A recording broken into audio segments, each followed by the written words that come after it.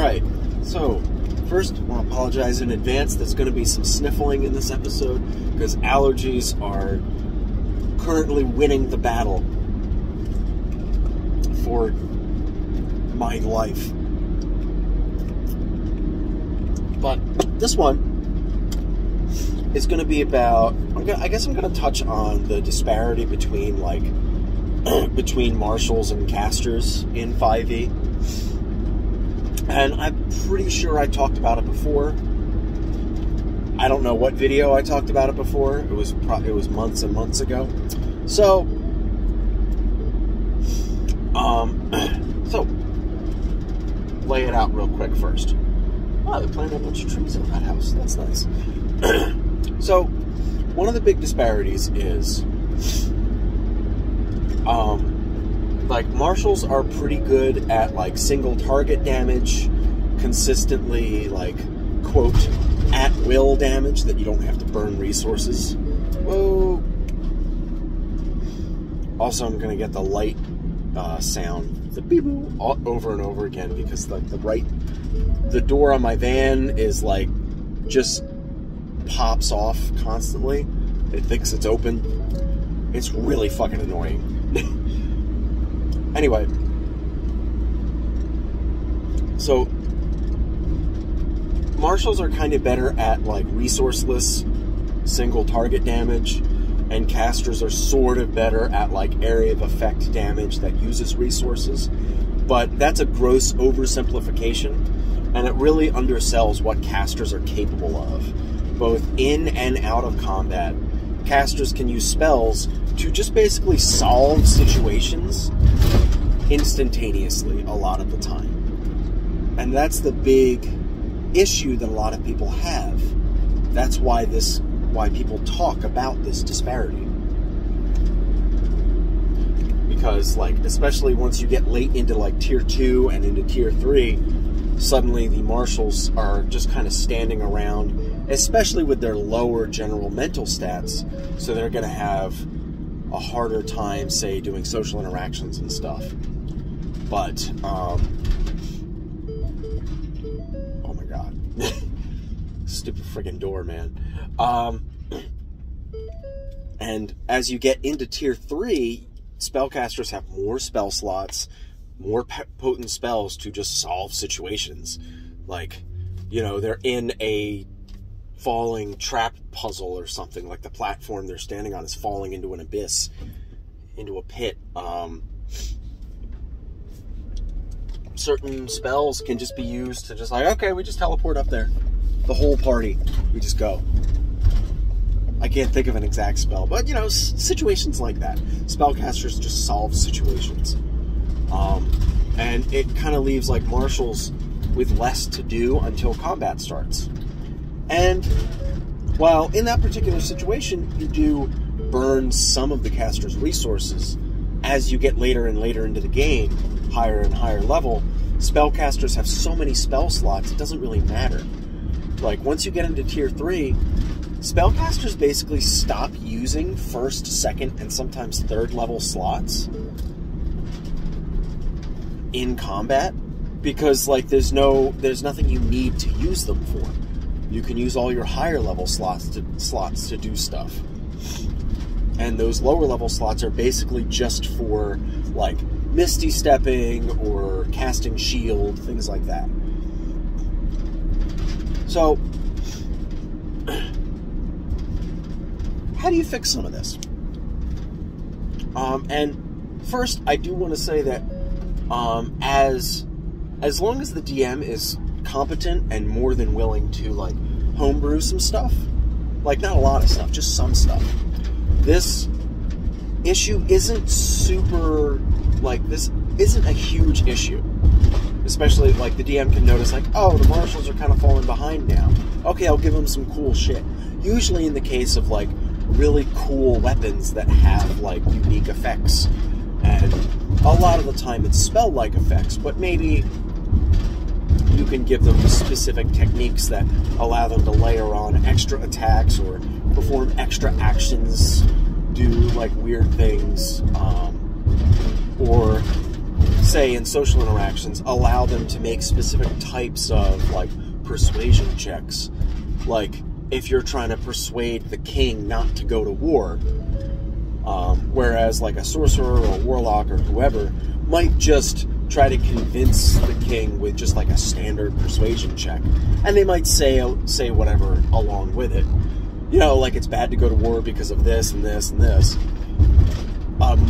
Like a fighter or someone else more versed in, like that's more, you know, more of a martial type, might be able to make a persuasion check using a different kind of, using something other than charisma, like maybe wisdom or intelligence, whatever that particular character has that's a little higher, but they can make it based on, you know, warfare information. Like, hey, it would be bad to go to war with this kingdom because they'll kick our ass. They'll kick your ass, that's why. And this isn't like new information. This isn't some grand revelation that'll change your game. This is all in the DMG, and it's something that people do talk about, but it's just something to keep in mind. Like, let marshals use like their specific kind of knowledge about being a dude that uses a sword and participates in battles and warfare more directly. Let them use that information. Again, not some big revelation. But then something that might be a bigger revelation is start to let your marshals do like demigod style stuff. Like, because especially late into tier 2 and into tier 3, the spellcasters are like manipulating reality and doing all this nonsense, and the fighters are like, I can swing my sword a third time, and then they get really no social or exploration based features the way like you can use spells to do those things. So you can do things like something that we're discussing in the Ugliest Man Alive campaign is my character has these swords that like absorb elemental energy or magical energy, and that got me and I guess the DM by proxy thinking about well, can this character use these swords to like cut spells, like cut a fireball aimed at them, which is a really cool concept. And we're coming up with nonsensically complex mechanics for it. It's fucking great. But like, let your marshals do stuff like that. Let this like level 14 sword master cut a spell aimed at him, like a dominate person spell. Say like maybe a few times a day, let this character add his like attack bonus to the saving throw. Like maybe improve Indomitable in that way if he's a fighter, or maybe just let him do this like, you know, proficiency bonus times per day. Let him add his attack modifier to certain types of saving throws, and as the DM, that's at your discretion. Because, you know, think about this like extremely, like this masterful swordsman, and somebody throws a dominate person at him, and his blade is so sharp, his mind is so keen that he cuts the effect before it even reaches his body. Some, you know, nonsensical fancy bullshit like that. That's great. And you give it a resource cost associated with it so it doesn't happen constantly. You can't just do it. Or maybe if that character is already good with those types of saving throws, maybe you just narrate it that way. But that doesn't solve, just narrating it that way and changing the flavor, that doesn't solve the problem of marshals having more limited resources. So like, kind of give them extra resources to use, because otherwise they might be tempted to just multi-class into spellcasters, which is annoying. Or do stuff like, hey, you're in an open battlefield and the other side is like throwing, is like using trebuchets and throwing boulders at this side, and there's one boulder coming right for your party. Let the barbarian like jump up into the air, catch that fucking boulder, land on the ground, and throw it back. Who can't do it? Yeah!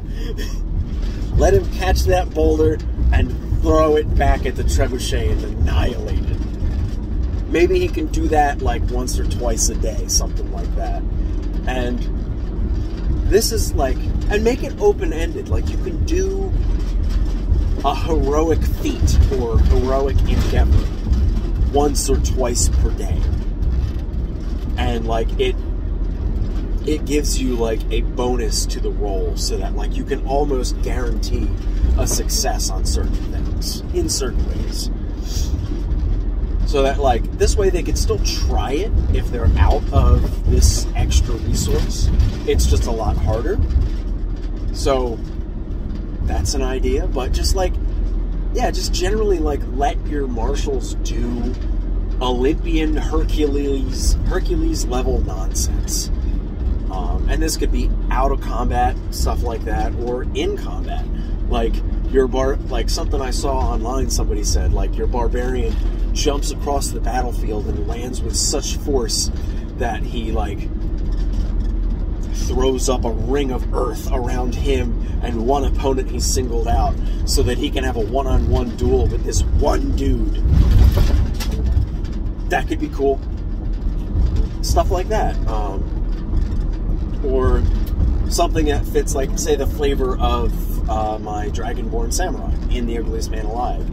Like, he exudes this, like, swordsman's presence, spiritual pressure, whatever, anime reference bullshit. And it's so dissuading to everyone else, except for the one opponent on the other side that can resist this effect, that nobody else can even get near him, besides the one guy he's going to have a duel with. And this is just a way to like emulate like the compelled duel type stuff, but let like this character have a one-on-one with one particular monster or enemy, while a normal fight goes on around them.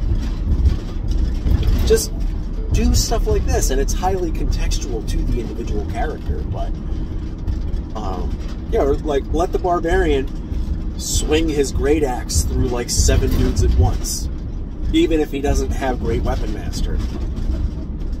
Like, just let them do stuff like that. And I know a lot of these types of things are actually written up in like older editions, like in 4E and in other game systems. In 4E, marshals had tons of shit like this, but grognards complained. They're like, why does my fighter have all these things? A fighter's supposed to swing his sword and that's it. No. Shut up. Go play 2nd edition. Get the fuck out of here.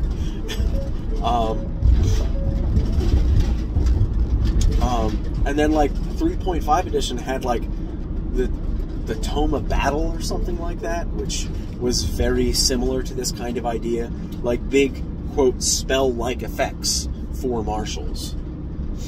And stuff like that's cool. Just let your marshals do cool shit. Like, that's all this really is. That's all this entire talk summed up is let the marshals do cool demigod level shit once you get into like tier 3. Because at that point, yeah, they're demigods. They're ridiculous. Like, at that point, like, fighters are making 3 attacks per round and like doing an average of like 40 damage with no feats or something, like, you know, whatever, how much damage. And then fucking a commoner has 4 health. Like, come on. Yeah, and at that point you can start fighting like fucking greater demons and angels and all, like, you can't, like, normal natural monsters like aren't even a threat anymore. Bounded accuracy notwithstanding, but just in general, just like let marshals do cool shit.